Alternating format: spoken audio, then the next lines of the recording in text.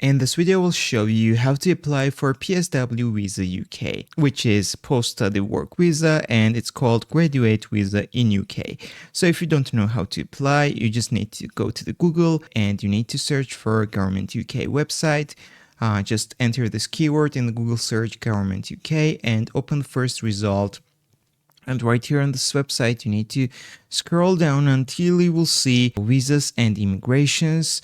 Right here, you need to open this page. Right here, you need to scroll down and you need to choose work in the UK. So if you don't know, guys, graduate visa allows international students who complete an eligible degree in the UK to stay and work after the graduation. So you just need to click on work in the UK. Right here, you need to scroll down until you will see visas you can apply for without a job offer. And right here, you will see graduate visa. You need to click on this, and before you will apply, you need to check up for the eligibility. There are some topics, the course you studied, how much it costs, documents you need to apply. Also, guys, there are information about your partner and children. So if you have one of them, you can read the information right here.